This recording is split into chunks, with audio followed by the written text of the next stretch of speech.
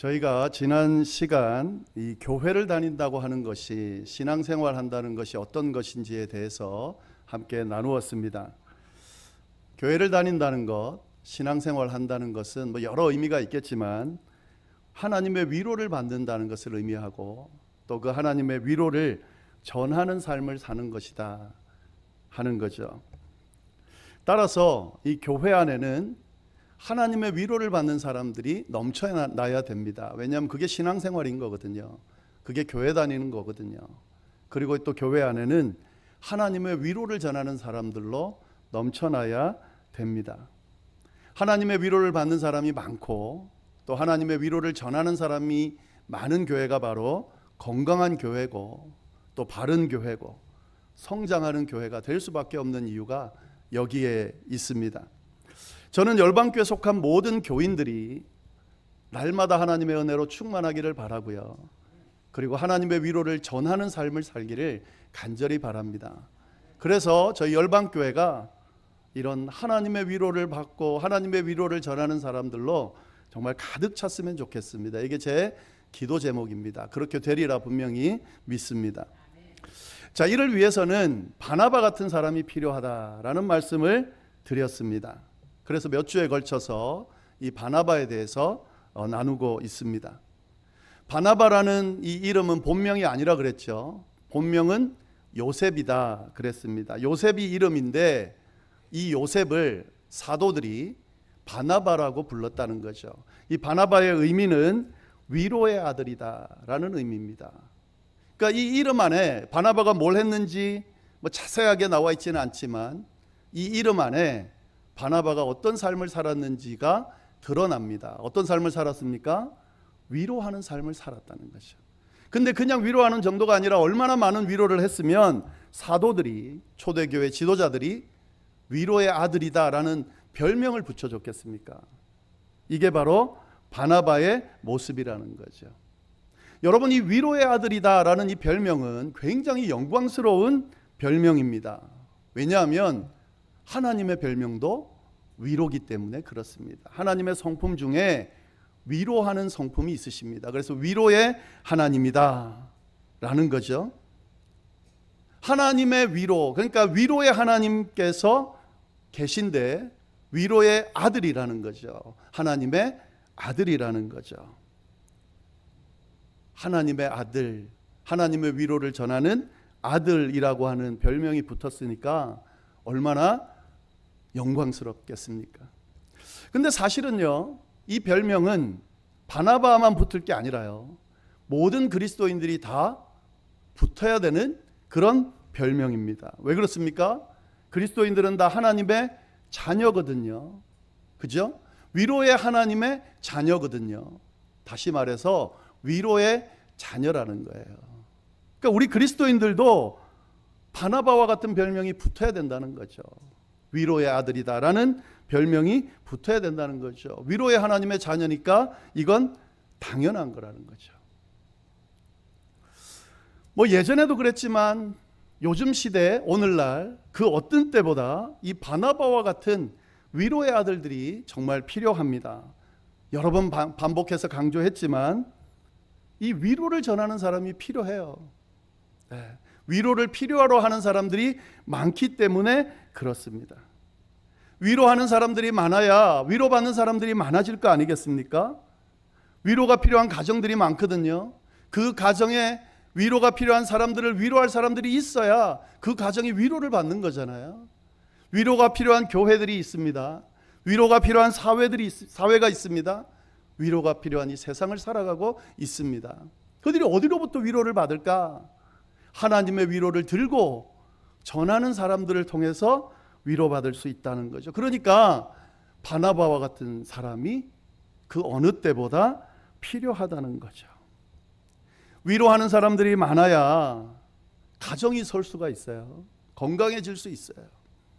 위로하는 사람들이 많아야 교회가 바로 세워질 수 있고 이 사회가 바로 세워질 수 있다고 하는 거죠. 하나님께서 이 시대에 바나바와 같은 위로의 사람들을 찾고 계십니다. 아니, 모든 그리스도인들을 향해서 바나바와 같은 위로의 사람들이 되라고 지금 도전하고 계십니다. 이 말씀을 외면하면 안 될 것 같아요. 근데 이 바나바라고 하는 사람은 성경에는 조연처럼 이야기하고 있지만 사실은 하나님 앞에서는 멋진 주연이었죠. 제가 말씀드렸잖아요. 그를 통해 많은 사람들이 위로를 받았는데 그 위로받은 사람들 중에 정말 성경을 주도하는 주연급들이 나왔다는 거죠. 바울이 있잖아요. 바울이 바나바로부터 위로를 받았다고 말씀을 드렸습니다. 근데 이 위로 때문에 기독교 역사에 두고두고 남을 그런 위대한 일꾼이 된 거죠.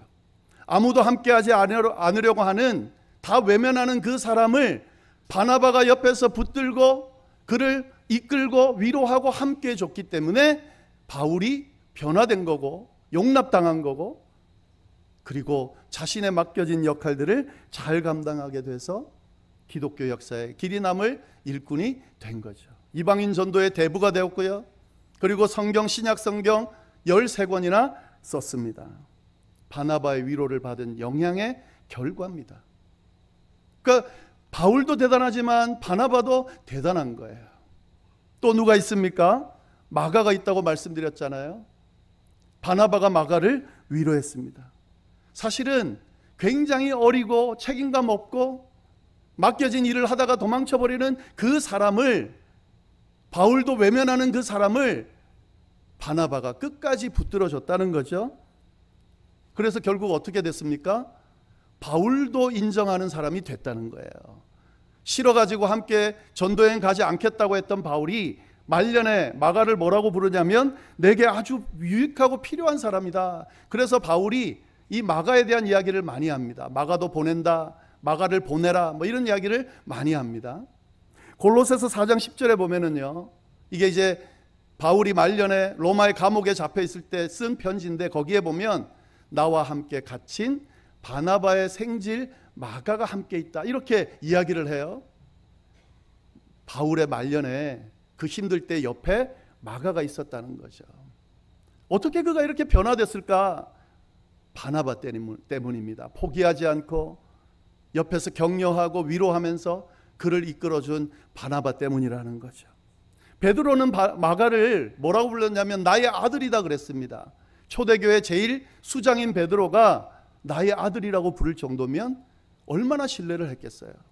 마가는 마가복음까지 썼죠. 마가복음을 기초로 마태복음과 누가복음이 쓰여졌죠. 그러니까 성경이 쓰여지는 이 역량도 마가가 했는데 누구로부터 시작됐다는 거예요?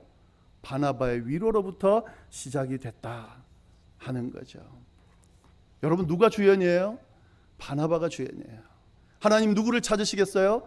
바나바 같은 사람을 찾으시고 계세요.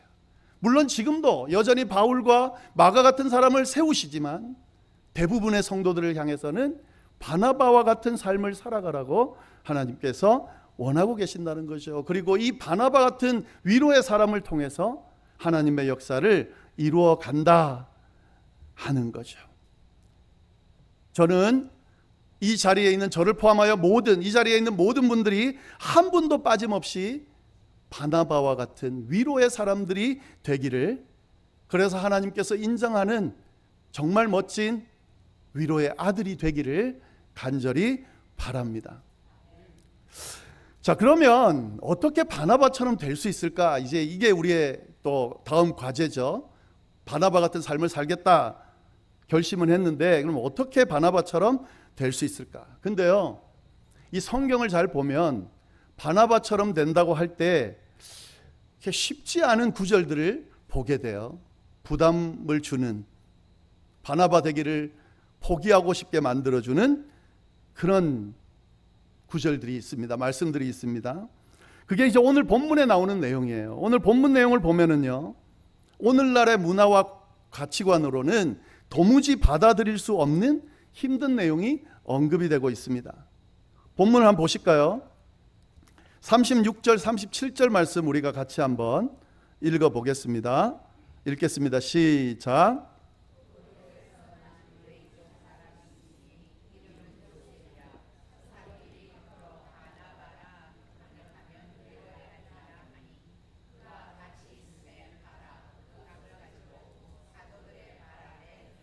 네.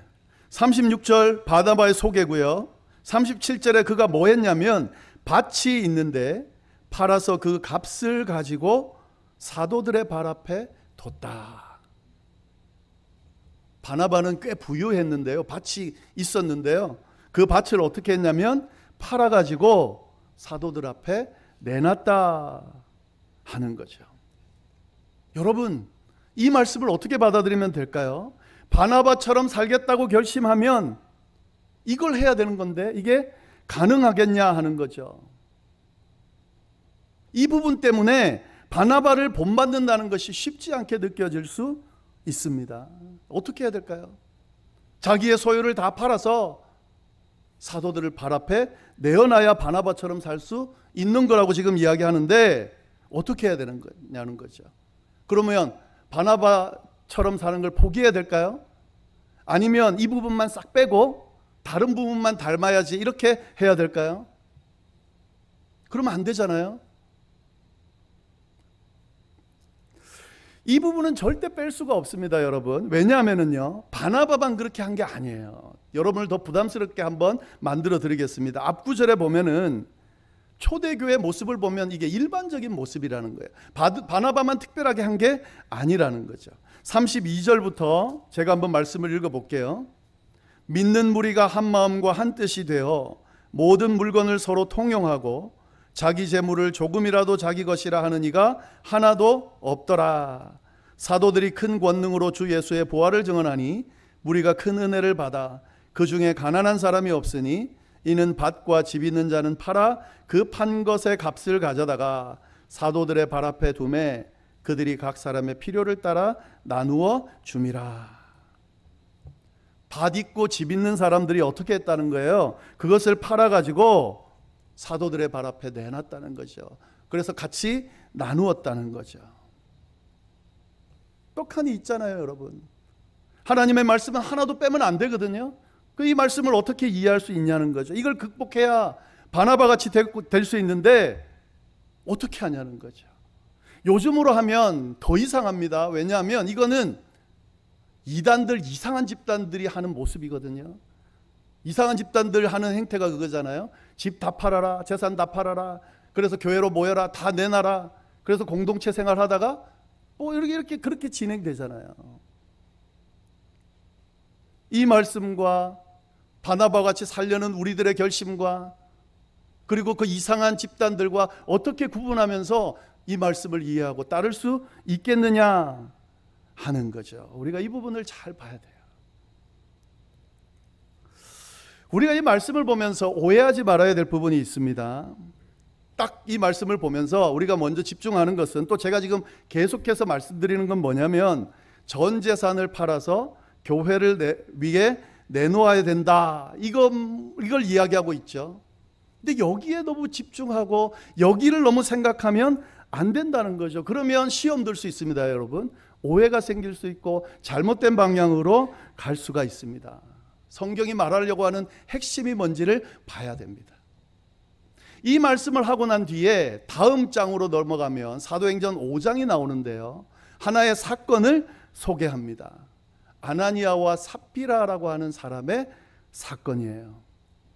이 구절과 이 5장에 나오는 아나니아와 삽비라 사건이 연결이 되어 있습니다. 이걸 같이 이해해야 제대로 이해할 수가 있습니다. 어떤 내용이냐면 이런 내용이에요. 아나니아라는 사람이 있는데 이 사람도 자신의 소유를 다 팔아가지고 사도들 발 앞에 뒀습니다. 근데 판 것 중에 일부를 숨겨놓고 전부인 것처럼 내놨습니다. 근데 베드로가 이걸 보고요, 다 알고 알아채고 나무랍니다. 3절 말씀 보시면 5장 3절 제가 한번 읽어볼게요. 베드로가 이르되 아나니아여 어찌하여 사탄이 내 마음에 가득하여 내가 성령을 속이고 땅값 얼마를 감추었느냐. 나무라요. 그리고 이 뒤에 삽비라라고 하는 아내도 오는데 베드로가 아는 걸 모르고 자기도 속이려고 그럽니다. 그러다가 둘 다 그 자리에서 죽습니다. 자, 여러분, 이 4장 마지막 절과 이 5장에 나오는 이 사건이 어떻게 연결될 수 있는 걸까요? 자기가 가지고 있는 건 다 내놔야 된다, 또 파른 것은 다 내야 되지 숨기면 안 된다. 뭐 이 말씀을 하려고 그러는 걸까요? 그건 아니에요. 분명히 말씀드립니다. 그건 아니에요. 자, 그러면 어떻게 이해할 수 있을까? 4절 말씀을 보겠습니다. 베드로가 이렇게 이야기했어요. 5장 4절 말씀. 땅이 그대로 있을 때에는 내 땅이 아니며 판 후에도 내 마음대로 할 수가 없더냐. 어찌하여 이 일을 내 마음에 두었느냐. 사람에게 거짓말한 것이 아니요 하나님께로다. 아나니아와 삽비라의 문제는 뭐냐면 겉으로 지금 다 판 것처럼 행동하고 있다는 거죠. 베드로가 지금 나무라는 건 뭐냐면 팔기 전에도 네 거고 팔고 난 후에도 사실 네 거야. 근데 그걸 왜 굳이 숨겨? 네가 낼 수 있는 만큼만 내면 되는 거지. 해도 되고 안 해도 되는 거야. 근데 왜 하는 것처럼 속이냐는 거예요. 그건 성령을 속이는 거고 하나님을 속이는 거라는 거죠. 아나니아와 삽비라의 문제가 뭡니까? 바나바처럼 하려고 뭐 하다가 흉내 내다가 그게 안 되는 거예요. 그래서 숨긴 거예요. 바나바처럼 하고 싶어 했는데 바나바처럼 할 수가 없었던 거죠. 뭘 이야기하는 걸까요? 바나바처럼 된다는 것을 우리가 잘 이해해야 된다는 거죠. 바나바가 자기 소유 다 팔아서 교회에 바치니까 우리도 그래야 된다 이런 논리가 아닙니다. 지금 말씀하는 것은요.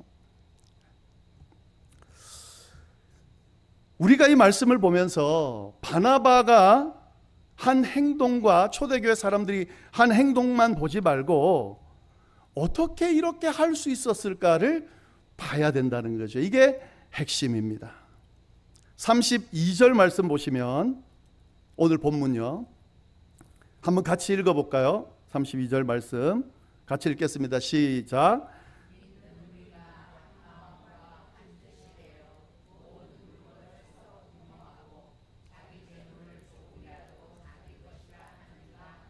그리고 33절 나옵니다. 함께 읽겠습니다.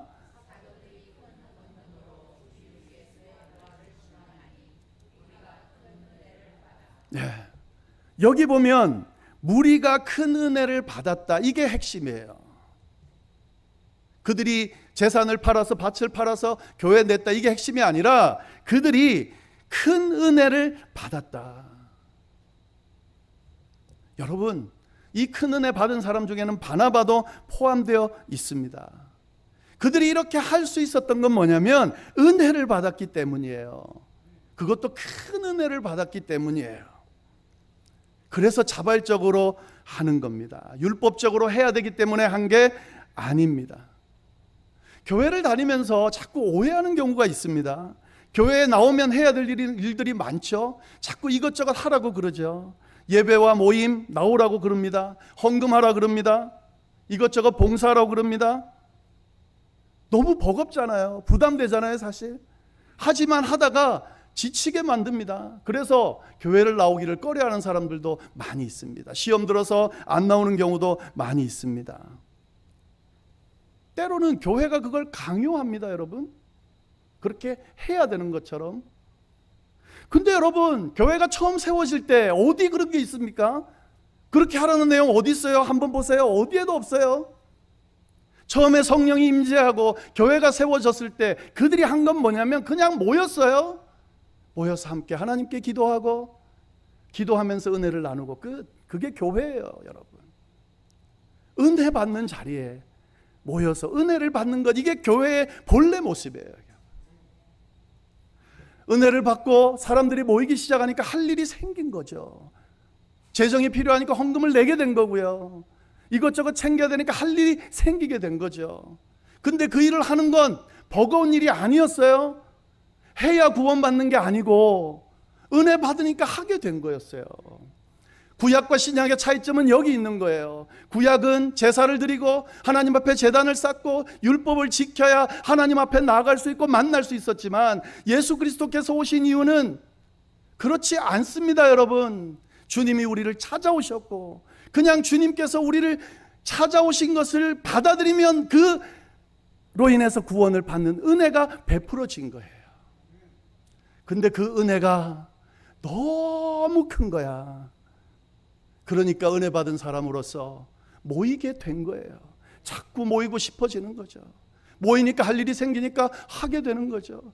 그렇게 모여서 하다 보니 가난한 사람들도 모이고 부유한 사람들도 모이는 거예요. 근데 내가 그 가난한 사람들, 또 재정이 필요한 교회를 위해 뭔가를 내놓고 싶으니까 내놓는 거예요. 받은 은혜만큼.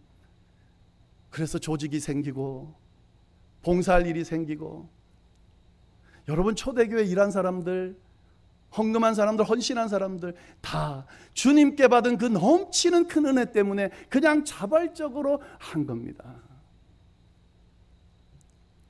오해하면 안 되죠, 여러분. 바나바가 된다는 게 뭘까요? 바나바가 되는 방법은 딱 한 가지입니다. 큰 위로를 받으면 돼요. 큰 은혜를 받으면 돼요.